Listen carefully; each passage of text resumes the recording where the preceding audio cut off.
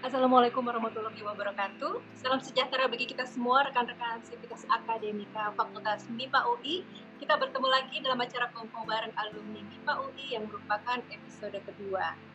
Baik, nama saya Arwijaya akan memandu acara hari ini sampai selesai, dan di episode yang kedua ini kita kedatangan tamu alumni yang cantik, keren, dan pokoknya nanti cerita-ceritanya bikin kita salut dan luar biasa pokoknya. Namanya Mbak Ella, lengkapnya Siti Alawiyah. Halo Mbak Ella. Halo Mbak Ari, selamat sore, apa kabar? Cantik banget nih Mbak Ella hari ini. Kita sama-sama baju merah nih Mbak. Oh gitu ya, padahal nggak janjian ya. Padahal nggak janjian, berarti kita kompakan ya Mbak. Betul, sehati berarti. Hati banget, luar biasa. Oke, Mbak Ella ini dari jurusan biologi FMIPA UI angkatan 87, bener ya Mbak? Iya betul. Saya udah terima CV-nya dan ternyata luar biasa pengalaman kerja Mbak Ella, terutama ini di dalam dan luar negeri juga banyak sekali. Beliau juga merupakan kalau sekarang owner dan presiden director ya Mbak? Iya, kira-kira begitu Mbak. Yaitu di PT Behrindo Nusa Perkasa dan PT Royal Medpro. Ini bergerak di bidang apa nih Mbak? Itu di bidang healthcare. Jadi kita sebagai agen tunggal dari beberapa produk-produk dari Jerman, dari Spanyol, dari Amerika. Kemudian ada beberapa perusahaan lagi seperti PT Esa Medica Industry dan beberapa PT lain yang juga untuk produksi dalam negeri. Jadi kita juga sudah memulai untuk produksi dalam negeri untuk healthcare product. Jadi nanti ada beberapa company di bawah yang industri ini atau local manufacturing ini. Ada Esa Medica Industry, kemudian ada Esa Behrindo Trijaya, dan ada beberapa perusahaan-perusahaan yang terkait itu lagi. Kemudian ada juga bidang saya yang bergerak di bidang infrastruktur dan finance, yaitu di DEX Finance dan DEX Infra. Kalau dilihat dari story pekerjaan Mbak Ella, kemudian juga kegiatan organisasinya, ini semua berkaitan erat dengan alat-alat kesehatan ya Mbak? Kenapa betul, tuh Mbak memilih profesi di bidang itu? Mungkin karena background-nya dari MIPA ya, kemudian kebetulan kan saya dari biologi. Jadi memang ilmu-ilmu di biologi banyak juga yang masih bisa diaplikasikan, terutama di bidang medical science. Jadi sebetulnya healthcare itu erat kaitannya dengan medical science. Awalnya sebetulnya saya ingin menjadi dosen, namun ada beberapa perusahaan, iya saya sebetulnya sangat suka mengajar. Namun waktu itu ada beberapa perusahaan yang meminta saya untuk bergabung dengan perusahaan mereka dan meyakinkan saya bahwa mereka sangat membutuhkan medical background ini atau science background ini, dan lebih tidak terlalu beda dengan menjadi dosen menurut yang berusaha mengconvince saya, karena ilmu sainsnya juga akan terus berkembang katanya begitu. Jadi ternyata betul bahwa background sainsnya masih terus terpakai hingga saat ini, namun lebih diperkaya dengan pengetahuan masalah bisnis juga. Karena kalau di healthcare industry, background-nya memang harus mengerti scientific background lebih dulu, baru masuk ke skala bisnisnya. Karena tidak terkejar kalau hanya menguasai di bisnis saja. Banyak sekali istilah-istilah di healthcare yang sangat erat kaitannya dengan science, medical technologies, dan hal-hal yang terkait dengan life science dan medical industry. Jadi itu mungkin menguasai hampir 50-60%. Sisanya kita baru masuk di dalam skala bisnisnya. Gitu. Oke. Ya. Kalau saya baca dari CV Mbak Ella nih, Mbak Ella juga banyak sekali experience pekerjaannya di luar negeri. Bisa cerita sedikit nggak, Mbak? Ya, kebetulan entah kenapa saya di awal dipercaya menjadi country director untuk CYVA. Itu merupakan perusahaan di California. Persisnya kantor kita di Palo Alto di Silicon Valley. Wow. Waktu itu saya masih unyu-unyu sekali gitu kan. Kemudian dipercaya untuk sebagai product manager. Hanya berlangsung beberapa bulan, kemudian perusahaannya spin off. Jadi karena parents company-nya itu Syntax company, itu harus diakuisisi oleh Hoffmann La Roche dari Switzerland. Tapi karena antitrust law di Amerika, karena Hoffmann La Roche ini memiliki produk-produk yang sama dengan CYVA, sehingga tidak bisa di-merger antara CYVA dengan Hoffmann La Roche. Sementara parents-nya sendiri sudah diakuisisi oleh Hoffmann La Roche, sehingga CYVA-nya harus di-spin off. Kemudian dari spin off itu CYVA-nya diakuisisi oleh Behring Werke dari Jerman. Setelah mulainya saya dengan Behring Werke. Nah, Behring Werke ini base-nya di Marburg di Jerman, tidak terlalu jauh dari Frankfurt. Jadi kalau dari Frankfurt biasanya kita melewati kota yang sangat cantik yaitu Heidelberg. Jadi dimulai di Behring. Entah kenapa saya dipercaya membawahi 3 negara waktu itu. Menjadi manajer 3 negara yang ya saya sebetulnya masih muda sekali ya dan nggak terlalu ngerti. Umur berapa itu, Mbak? Ya sekitar 24-an, 25-an lah ya, baru lulus, nggak terlalu lama. Muda banget. Masih muda banget, betul. Masih luar biasa, Mbak. Dan nggak ngerti gitu ya. Maksudnya nggak ngerti itu dalam artian ya udah dikasih tanggung jawab, ya udah dikerjakan aja gitu ya, nggak punya planning yang jelimet mesti seperti apa. Kebetulan waktu itu diminta membawahi Indonesia, Singapura dan Brunei. Jadi sejak itu saya base di Singapura dan bolak-balik ke Jerman. Jadi kalau intern saya pertama tuh di California, di Palo Alto tadi sebetulnya. Memang sengaja pengen kerja di luar negeri atau kebetulan dapat penempatan di sana, Mbak? Kebetulan aja. In my entire career itu tidak ada yang saya planning. Never. Jadi semua itu ya datang begitu aja dan dijalani aja. Tapi ya memang tetap ada hal-hal yang mesti dipilih. Jadi waktu saya menjadi country director Behring untuk 3 negara ini, kebetulan waktu itu saya juga diminta menjadi director dari anak perusahaannya Kalbe Pharma. Dan sudah diterima di perusahaan Kalbe Pharma. Sementara di perusahaan Amerika Jerman ini, perusahaan Amerika yang sedang diakuisisi Jerman ini, proses akuisisinya belum selesai. Tapi mereka menginginkan saya berada untuk membawahi 3 negara tersebut. Tapi sisi lain saya sudah diterima menjadi director di anak perusahaannya Kalbe Pharma.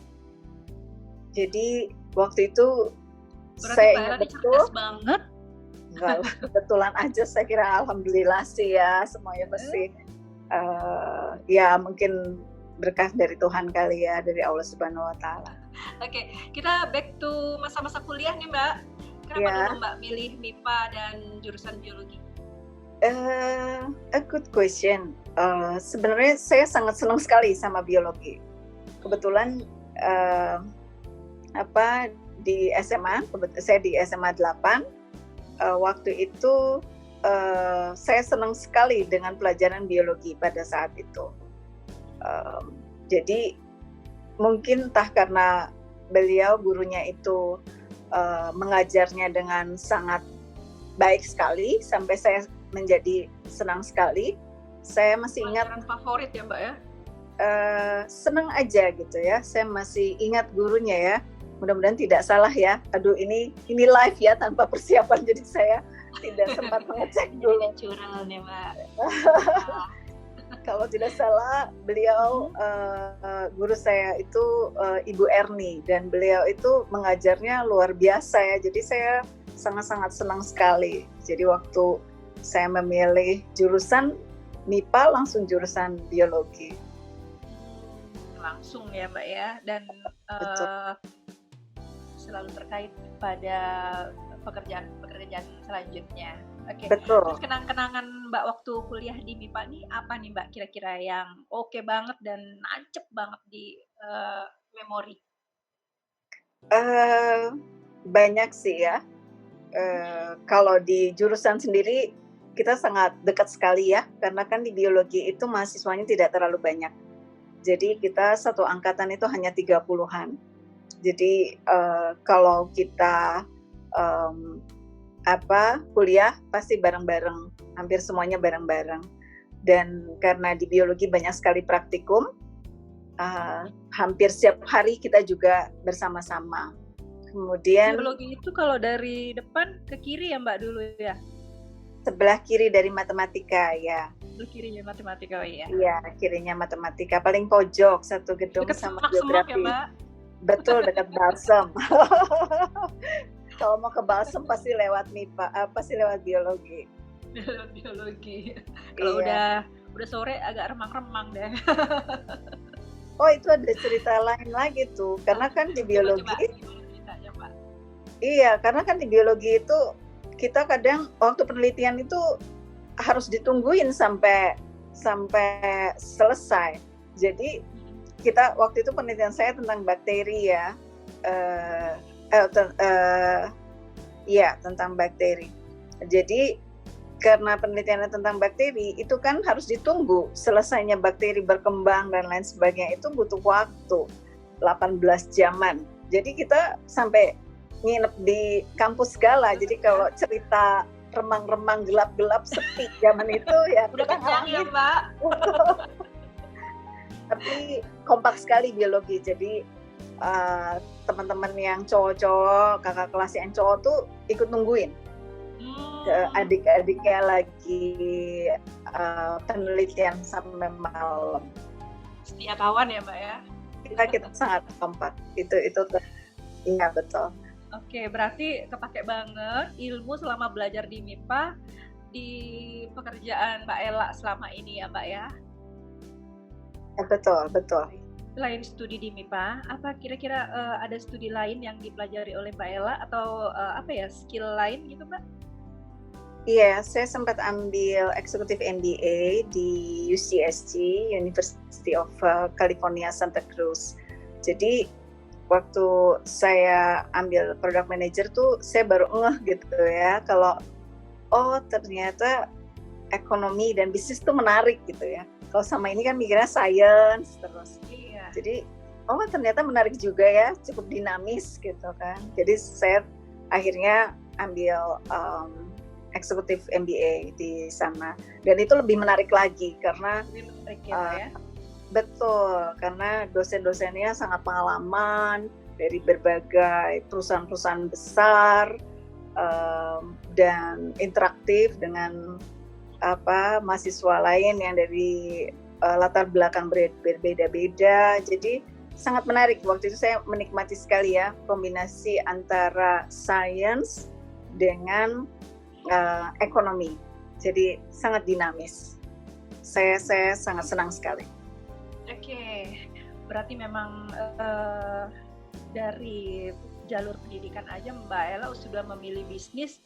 Ternyata setelah itu Mbak Ella punya bisnis sendiri. Pantesan ya Mbak ya, mengembangkan bisnis sendiri pada akhirnya. Itu juga not really by plan actually. Oh gitu, nggak planning juga? Iya. Jadi as I said earlier ya, kalau I never really like plan gitu ya, what I want to do exactly. Jadi mengalir aja, dan ternyata semua itu seperti datang dan seperti dikasih pilihan-pilihan yang saya memilih gitu, kira-kira gitu. Jadi iya, kira-kira begitu. Jadi waktu itu karena saya udah di puncak-puncaknya, dan itu sudah mengalami dinamika yang sangat luar biasa di berbagai cobaan dan terpaan, Mbak.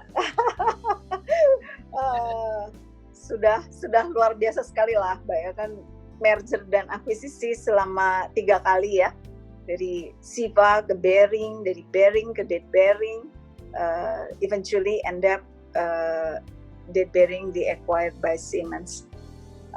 Jadi dan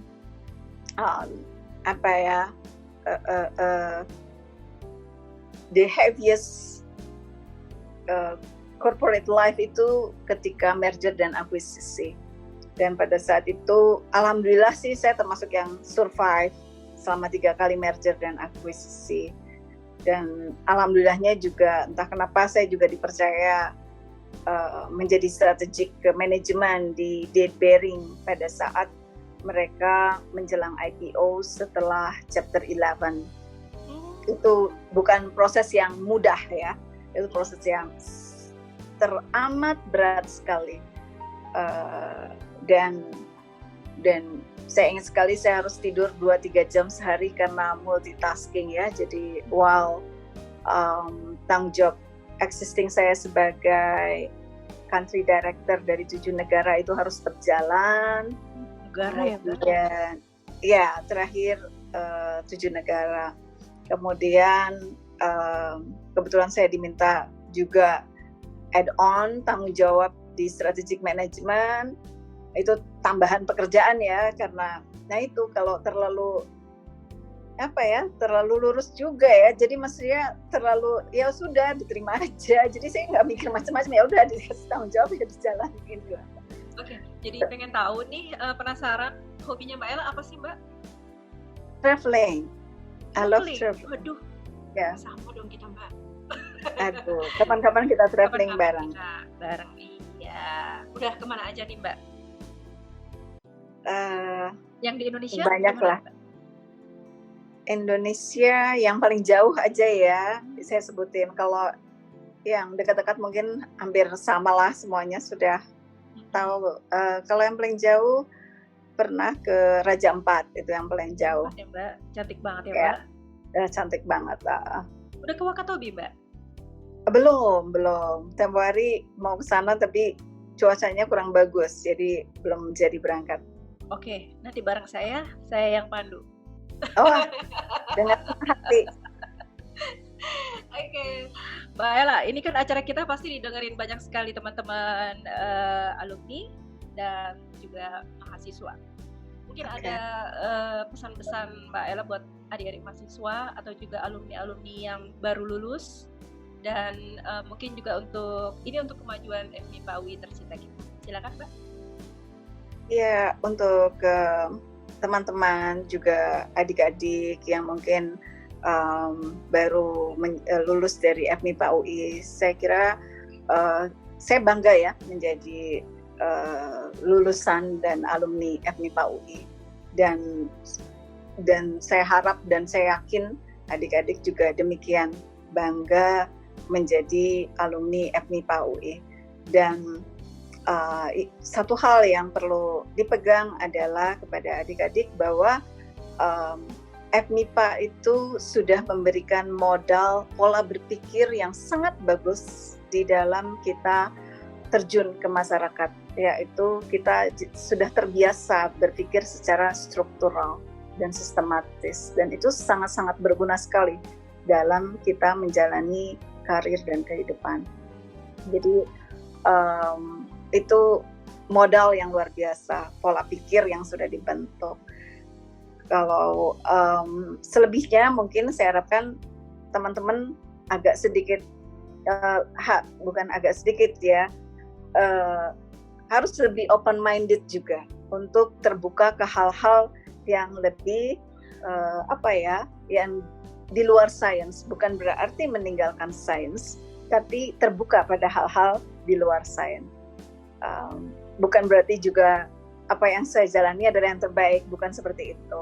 Tapi saya mengalami bahwa dulu pun saya berpikiran amat sangat seperti saintis, dan kebetulan saya kecemplung di bisnis dan ekonomi, sehingga saya melihat sisi lain, dan ternyata sangat dinamis, dan itu amat sangat bermanfaat sekali ternyata menggabungkan antara sisi saintis, cara berpikir yang sistematis dan struktural, serta melihat sisi lain dinamika ekonomi dan juga bisnis. Ya, kedepannya kan kita tidak bisa terlepas sebetulnya kemajuan satu bangsa, kemajuan satu teknologi itu tidak terlepas dengan kemajuan ekonomi.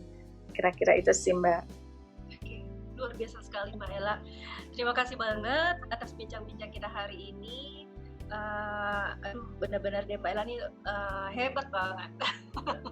Aduh, jangan berlebihan Mbak. Alhamdulillah aja. Moga-moga bincang-bincang kita hari ini Mbak menginspirasi rekan-rekan yang menyimak, terutama untuk adik-adik mahasiswa dan rekan-rekan alumni muda kita di FMIPA UI. Saya harap demikian, dan mudah-mudahan kita bisa terus menjunjung tinggi alma mater kita dan terus berkontribusi untuk keluarga, untuk diri sendiri, untuk alma mater, dan juga untuk bangsa. Amin. Baik, untuk rekan-rekan Sivitas Akademika FMIPA UI sekalian, juga Mbak Ella, jangan lupa untuk follow YouTube Iluni FMIPA UI, karena di sana banyak sekali informasi berguna baik untuk mahasiswa dan juga alumni tentunya. Rekan-rekan Sivitas Akademika FMIPA UI sekalian, demikian bincang-bincang kita hari ini bersama Mbak Ella dalam episode kedua acara Kongko bareng alumni FMIPA UI, dan terima kasih untuk semua pihak yang telah bekerja sama dalam terselenggaranya acara ini. Saya Ari Wijaya dan tim Kongko bareng alumni UI undur diri. Mohon maaf jika ada kesalahan. Wassalamualaikum warahmatullahi wabarakatuh. Waalaikumsalam warahmatullahi wabarakatuh. Makasih Mbak Ari. Makasih Mbak Ella.